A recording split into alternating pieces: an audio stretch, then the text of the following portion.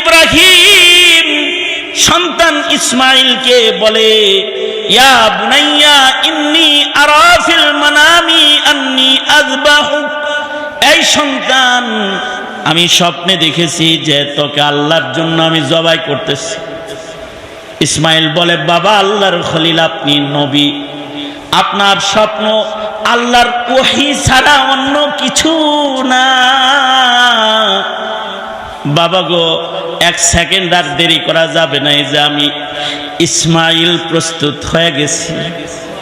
ইয়া আবাতি ফাআল মা তুমার সাতাজিদুনি ইনশাআল্লাহু মিনাস সাবিরিন। আল্লাহর কোরআন কথা বলে, আল্লাহর কোরআন কথা বলে ইসমাইল তার বাপকে বলতেছে, বাবা আপনি আমাকে চিৎ করে শোয়েন না, আমার চেহারা দেখলে আপনার মায়া লাগবে। ও বাবা, আপনি আমার মুখটাকে মাটির দিকে দিয়ে আমার উপর করে শোয়ান, যেন ইসমাইল আপনি দেখতে না পান। ইতিহাস বলে ইসমাইল বলে, আব্বা বছরের পর বছর আমি আপনার গায়ের জামার সাথে আমার মারে প্রেম করতে দেখেছি। বাবা আপনি যখন আমার গলাটা কাটবে, তা আমার গায়ের রক্ত বের হওয়ার আগেই আমার জামাটা একটু খুলে বলে, আমার জামায় যেন রক্তের দাগ না লাগে আম্মা। আর আমার এই জামাটা আমার মার কাছে নিয়ে একটু হাদিয়া দিয়েন। ইব্রাহিম হারানোর বেদনা যেমন ইব্রাহিমের জামা থেকে মা গ্রাণ নিয়েছে, ইসমাইল হারানোর বেদনাটা আমার মা এ জামাত থেকে নিতে পারবে। আব্বা এই জামাটা আমার মারে হাদিয়া দিন। মা তো জামা দেখা সন্তান স্মরণ করবে, তবে বাবা আপনি আপনার চক্ষুকে কাপড়ের দ্বারা বাঁধালেন যেন আমাকে দেখা না যায়, ছুরি ধার দিয়া লন, হাত পাগুলো শক্ত করে বেঁধে লন যেন নড়াচড়া না হয়। আর আল্লাহর প্রেম সাগরে ডুবে যান। আপনি খলিলুল্লাহ, আমি কমাস কম জবিহুল্লাহ হয়ে যাই। ইসমাইলকে প্রস্তুত করে এবার পৃথিবীর একমাত্র ঘটনা, যা এর পূর্বেও দুনিয়ার মাটিতে কখনো হয় নাই, কিয়ামত পর্যন্ত কোনো দিন এমন ঘটনার পুনরাবৃত্তি আর ঘটবে না। কুরবানির মাধ্যমে আল্লাহ তাআলা বান্দাকে নিজের কাছাকাছি টেনে নেয়। মুহাম্মদুর রাসূলুল্লাহ সাল্লাল্লাহু আলাইহি ওয়াসাল্লাম যখন বেহুশ হয়ে পাথরের আঘাতে আঘাতে মাটিতে পড়ছেন, এমন অসহায়ত্ব যে নবীজির এই অসহায় হালত দেখে আসমানের ফেরেশতারাও সব একসাথে চিৎকার করে কাঁদছে, একসাথে সারা আসমান কাঁদে দিছে একসাথে। যখন সারা আসমান একসাথে কাঁদতেছে, ওই সময় আল্লাহ তাআলা তার বন্ধুকে কত কাছে টানতেছে। এবং এই তাইফের মাইরের পরে আল্লাহর রাসূলকে মেরাজ করাইছেন আল্লাহ তাআলা। যে কে বলেছে ছেড়ে দিয়েছি? দেখেন না, আরশে আজিমে দাঁড় করায় দিয়েছি আপনাকে, আরশে দাঁড় করায় দিছি, ছেড়ে দিছি নাকি? আল্লাহর রাসূল অসহায়ত্ব বরণ করেছেন, সাহাবীরা অসহায়ত্ব বরণ করেছেন। এই অসহায়ত্ব ইসলামের শান, এই অসহায়ত্ব ইসলামের শান। এই সময় ইসলামের গোনা বাছা মর্দে মুমিন বাছাই হয়। আল্লাহ তাআলা যাদের পছন্দ করেন তাদের বাছাই করতে থাকেন। এই জন্য দিনের ভেতরে যেন এই কথা না আসে কখনো, এই যুগ ইসলামের না, মুসলিম হওয়া যাবে না। যুগ আলেমের না, ছেলে আলেম বানানো যাবে না। যুগ নেককারের না, আরে জমানা একরকম, ডিজিটাল যুগে এইটা চলে না, এটা দিলের ভেতরে আনা যাবে না। হ্যাঁ, কে বলেছে ডিজিটাল যুগে চলে না? ইমানের ইমানদারি আর মুসলমানের মুসলমানি দাজ্জালের সামনেও চলে, দাজ্জালের সামনেও চলে, দাজ্জালের সামনেও চলে। সুতরাং ইমানের উপরে লাগবে ইস্তেকামত, ইস্তেকামতের সাথে ইমানের উপরে অটল থাকতে হবে। আর ইস্তেকামত যেটা, এইটা মুহাব্বত ছাড়া হয় না। মুহাব্বত যত পাওয়ারফুল হয়, ইস্তেকামত তত পাওয়ারফুল হয়। মুহাব্বত যত পাওয়ারফুল হয়, মুহাব্বত আল্লাহর জন্য মুহাব্বত যত পাওয়ারফুল হয়, আল্লাহর বিধান মানার ইস্তেকামত তত পাওয়ারফুল হয়। দেখেন না আল্লাহর জন্য মুহাব্বতটা স্টাইলটা কি? আল্লাহর মুহাব্বতের মানে পাওয়ারটা কিরকম দেখাইতেছে। খলিলুল্লাহ এই তো জিলকাদা মাসের শেষ ভাগ, জিলহাজে এক মুহাব্বতের পরীক্ষা হয়েছে। যেই মুহাব্বতের দৃশ্য দেখে, ওই যে আমি বলেছি দুইবার আসমানের সব ফেরেশতা কেঁদেছে, একবার হাবিবুল্লাহর রক্ত ঝরা দেখে কেঁদেছে, আর একবার আল্লাহর সাথে ইব্রাহিমের প্রেম করা দেখে কেঁদেছে। সারা আসমানের ফেরেশতারা কেঁদেছে। কখন? যখন হযরত ইব্রাহিমকে আল্লাহ তাআলা নির্দেশ করলেন, যাও প্রিয় বস্তু সন্তানটা আমার রাহে কোরবানি দিয়ে দাও। তো হযরত ইব্রাহিম আলাইহিস সালাতু ওয়াস সালাম আবার দূর মক্কায় সফর করবেন, ঘর থেকে বের হয়ে গেলেন। ছোট্ট বেলায় কোলের শিশু ইসমাইলকে মক্কায় হাজেরার কোলে বনবাস দিয়ে এসেছিলেন। আজকে দীর্ঘদিন পরে আদেশ হয়েছে, যাও আদরের সন্তানটারে আমার রাহে কুরবানি দিয়ে দাও। হযরত ইব্রাহিম আল্লাহর খলিল চলে গেলেন মক্কায়। দেখে মক্কায় আজ আর মরুভূমি নাই, এখন এক বাজার জমেছে। এখানে জমজমের পানির কুয়া, মানুষ বসবাস করে। শত শত বাড়ির ভিড়ে ইব্রাহিম এবার যায় জিগায়, এই মক্কার লোকেরা, ইসমাইলের ঘর কোনটা, হাজেরার ঘর কোনটা? দেখায় দেয় ওইটা হাজেরার ঘর। হযরত ইব্রাহিম আল্লাহর খলিল হাজেরার ঘরের দরজায় দাঁড়ায় ডাকতেছে, ইসমাইল রে, আসুনি রে সন্তান। হযরত ইসমাইল ঘর থেকে দৌড়ে মায়ের কাছ থেকে ঘরের দরজায় আসছে। আইসা দেখি এমন একটা জামা পরা মানুষ দাঁড়ানো আছে, ঠিক হুবহু একটা জামা ঘরে ঝুলানো আছে। এই জামাটার সাথে তার মাকে এই বছরের পর বছর ভালোবাসা প্রকাশ করতে দেখেছে। এই জামার কাছে যায়া মাকে গ্রাণ নিতে দেখেছে। এই জামা জড়িয়ে কাঁদতে দেখেছে। কখনো সন্তান হয়ে জিগাইছে, মা এটা কার জামা গো মা? ঘরে ঝুলানো জাত ধরে কান্দ, জাত থেকে গ্রাণ লো। হাজেরা আবেগে এসে বলেছে, এটি খলিলুল্লাহর জামা, যাকে আগুনে পোড়ায় না। এই জামায় তার ঘাম আছে,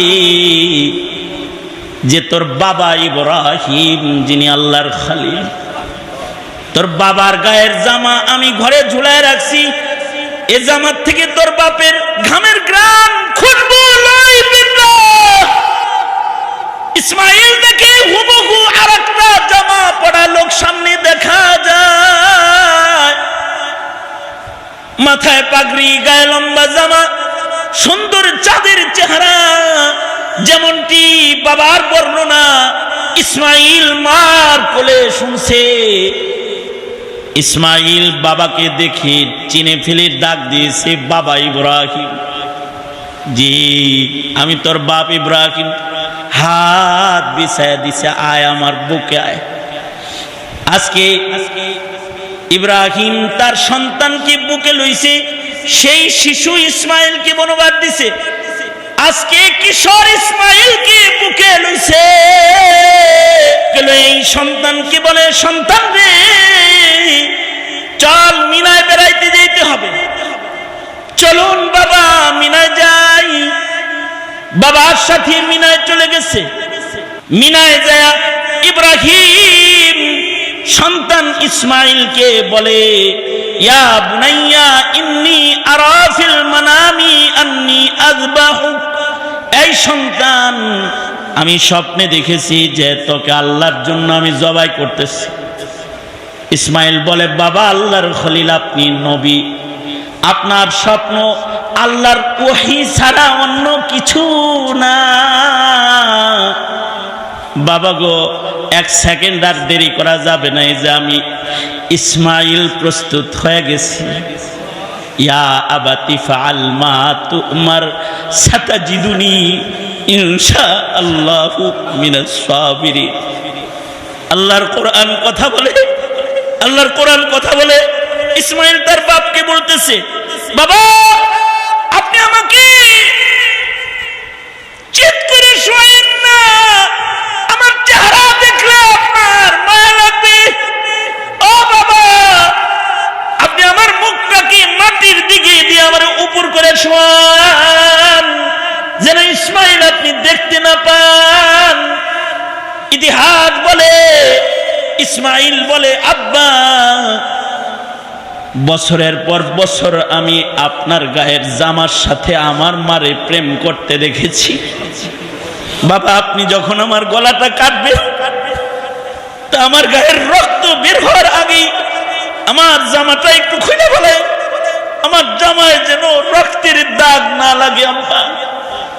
আর আমার এই জামাটা আমার মার কাছে নিয়ে একটু হাদিয়া দিয়েন। ইব্রাহিম হারানোর বেদনা যেমন ইব্রাহিমের জামা থেকে মা ঘ্রাণ নিয়েছে, ইসমাইল হারানোর বেদনাটা আমার মা এই জামা থেকে নিতে পারবে। আব্বা এই জামাটা আমার মারে হাদিয়া দিন। মা তো জামা দেখা সন্তান স্মরণ করবে, তবে বাবা আপনি আপনার চক্ষুকে কাপড়ের দ্বারা বাঁধালেন যেন আমাকে দেখা না যায়, ছুরি ধার দিয়া নন, হাত পাগুলো শক্ত করে বেঁধে লন যেন নড়াচড়া না হয়। আর আল্লাহর প্রেম সাগরে ডুবে যান আপনি খলিলুল্লাহ, আমি কমাস কম জবিহুল্লাহ হয়ে যাই। ইসমাইলকে প্রস্তুত করে এবার পৃথিবীর একমাত্র ঘটনা, যা এর পূর্বেও দুনিয়ার মাটিতে কখনো হয় নাই, কিয়ামত পর্যন্ত কোনো দিন এমন ঘটনার পুনরাবৃত্তি আর ঘটবে না, যে বাপ হইয়া সন্তানের গলায় আল্লাহর নামে ছুরি ধরতেছে আল্লাহকে পাওয়ার জন্য। পিতা হয়ে পুত্রের গলায় যখন ছুরিটা ধরেছে আর বিসমিল্লাহি আল্লাহু আকবার বলে যখন ছুরিটা চালাইতেছে, ঠিক ওই সময় সারা আসমান কাঁদতেছে, ফেরেশতারা সব কাঁদতেছে। ফেরেশতাদের কান্নার আওয়াজে আল্লাহ কয়, এই ছুরি সাবধান, ইসমাইল কাটবি না। ইসমাইলের গায়ের একটা পশম কিন্তু কাটিস না, ছুরিকে মানা করে দিয়েছে। জিবরাইলকে আদেশ করেছে, যাও জিবরাইল জান্নাত থেকে দুম্বা নাও, ইসমাইলকে ছুরির নিচ থেকে সরাও, দুম্বাকে ছুরির নিচে খলিলের সামনে শোয়া দাও। হযরত জিবরাইল জান্নাত থেকে দুম্বা নিয়ে যখন দৌড় দিছে, তখন হযরত জিবরাইল তাকবীর দিতেছে, আর গোটা আসমানের ফেরেশতারাও তাকবীর দিতেছে, আল্লাহু আকবার, আল্লাহু আকবার, আল্লাহু আকবার, আল্লাহু আকবার তাকবীর দিছে।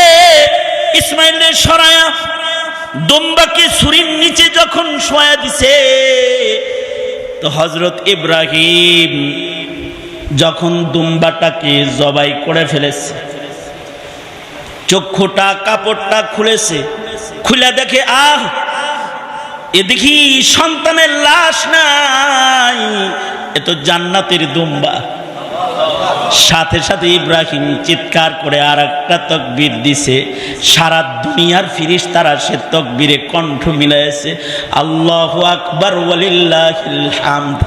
ওগো আল্লাহ, তুমি সবচেয়ে বড়, সকল প্রশংসা তোমার, যেই মাওলা আমাকে সন্তানের লাশ দেখাও নাই, জব করা সন্তান দেখাও নাই, জবাই করা পশুর দৃশ্য আমাকে তুমি দেখাইছো। আর ইসমাইল সাথে সাথে তাকবীর দিয়ে বলতেছে লা ইলাহা ইল্লাল্লাহ আল্লাহু আকবার ওয়ালিল্লাহিল হামদ। এই যে তিন মানুষের মুখ থেকে জিব্রাইল, ইব্রাহিম, ইসমাইলের কণ্ঠের তাকবীর যখন চলতেছে, এই প্রেম তাকবীরে সারা দুনিয়ার ফেরেশতারা, আসমানের ফেরেশতারা তাকবীর দিতেছে। এই কারণে এই যে 9 তারিখ ফজরের নামাজ থেকে সারা দুনিয়ার তাকবীরে তাশরীক শুরু হবে। আইয়ামুত তাশরীকের 5 দিন 13 তারিখ আসরের নামাজ পর্যন্ত প্রতি ফজরের নামাজের পরে মুসলমানরা তাকবীর পড়বে। হাজিরা মিনা ইসমাইল ইব্রাহিমের নকল করে তাকবীর পড়বে, আর সারা দুনিয়া ফেরেশতাদের নকল করে সকল বালেগের তাকবীর পড়া ওয়াজিব। পুরুষরা জোরে পড়বে, নারীরা আস্তে পড়বে। হাকিমুল উম্মত থানভী রাহমাতুল্লাহ আলাইহি বলেছেন, তোমরা এই তাকবীরে তাশরীক পড়ার দিন আসার আগে, আইয়ামুত তাশরীক আসার আগে ঘরের ভেতরে তারিখ লেখা নিজের আহালকে স্মরণ করায়া দিবা, তারা যেন ইব্রাহিমের সেই জবেহের দৃশ্যকে ভুলে না যায়, তারা যেন প্রেমিক হইয়া প্রতি নামাজের পরে তাকবীর পড়া লয়। বালিগ পুরুষ একবার পড়বে, ইমাম শাফিঈ রাহমাতুল্লাহি আলাইহি বলেন একবার না 3 বার পড়বে, আহমদ বিন হাম্বল বলে 3 বার পড়বে, ইমাম আজম আবু হানিফা বলে না, বালেগ পুরুষেরা, বালেগ মহিলারা একবার করে তাকবীর পড়বে। 5 বেলা ফরজ নামাজের পরে পড়বে আল্লাহু আকবার, আল্লাহু আকবার, লা ইলাহা ইল্লাল্লাহ, আল্লাহু আকবার ওয়ালিল্লাহিল হামদ। সারা দুনিয়া কেঁদেছে, প্রেমের দৃশ্য দেখে কেঁদেছে। কারণ প্রেম যত বেশি হয়, ইস্তেকামত তত মজবুত হয়। ইসমাইলি ইস্তেকামত, হাজেরার ইস্তেকামত, আর ইব্রাহিমি ইস্তেকামত যদি কেউ নিজের ভেতরে আনতে চায়, তাইলে হাজেরার প্রেমের মতো প্রেম লাগবে, ইসমাইলের প্রেমের মতো জ্বলন লাগবে, ইব্রাহিমের প্রেমের মতো প্রেমের ঝুরির মালিকানা লাগবে, তাহলে ইস্তেকামত হবে। হাজার পাপের ভিড়ে, হাজার মুসিবত ঘিরে যখন সে বসবাস করবে, তখন তার ইসলাম, তার দ্বীন, তার ঈমান তাকে অটল অবিচল রাখবে। যদি সেই অটলতা আর অবিচলতায় স্থির থাকতে পারে, তো মরার সময় জান্নাত খুলে তাকে ডাক দেয়া হবে, ভয় নাই, আয় সিধা জান্নাতে চলে আয়, আল্লাহ তোর অপেক্ষায় আছে। আল্লাহ হবে মেজবান, তুই হবি মেহমান। আল্লাহু আকবার করে করে বলেন। ইন্নাল্লাযীনা ক্বালু রাব্বুনাল্লাহ, ইন্নাল্লাযীনা ক্বালু রাব্বুনাল্লাহ ثم استقاموا تتنزل عليهم الملائكة ألا تخافوا ولا تحزنوا وأبشروا بالجنة التي كنتم توعدون نحن أولياؤكم